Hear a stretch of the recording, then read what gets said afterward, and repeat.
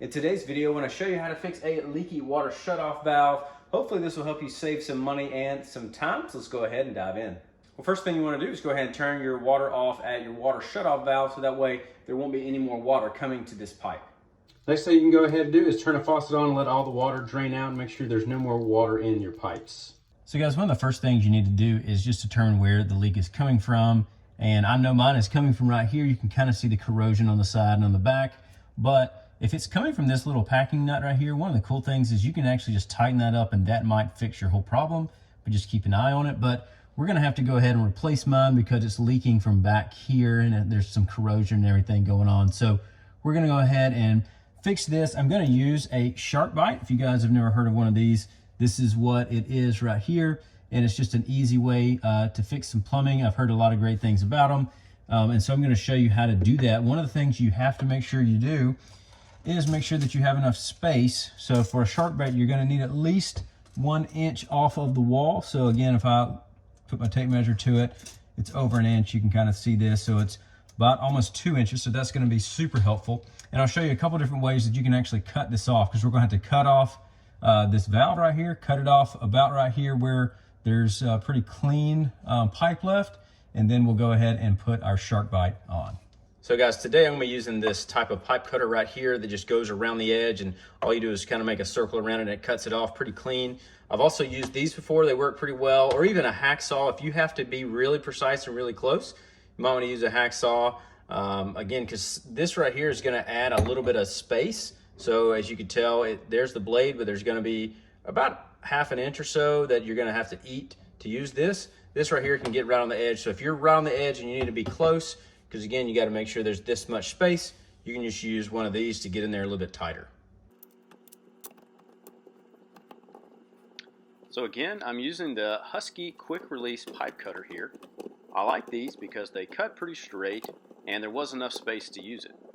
You also might want to make sure that you keep a bowl under here because there will be some water once this pipe is cut.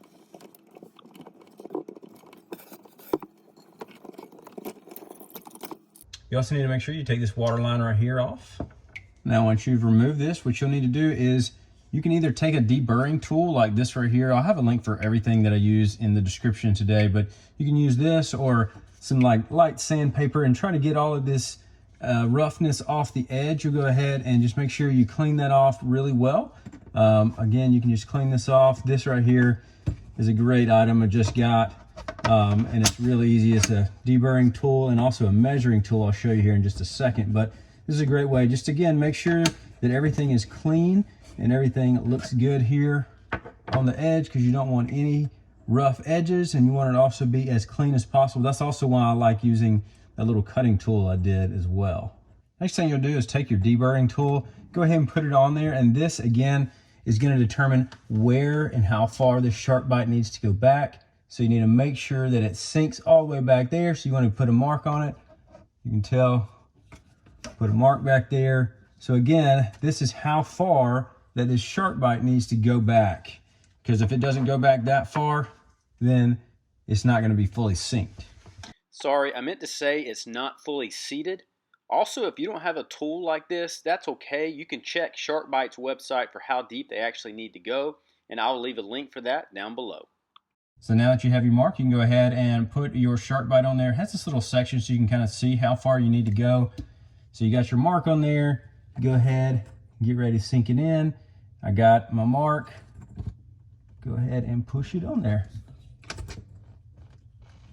And you want to make sure you push it as far as it needs to go, because if you don't push it far enough, you'll have water coming out and not leaking a little bit. So after you've secured this, you can go ahead and put your water line back on. So I just used the water line and the nut from the one before, but you can also use the one on top of the shark bite. So guys, once you've put everything back together, make sure it's all tight, you can go ahead and turn your water back on and test it out, and it should be good to go. Just a reminder, I have a link for all the tools that I used in the description. Also, I have a couple other videos right here that talk about shark bites and other things you might need to know that would help you out with this video. But thanks so much for watching, and I'll see you over there.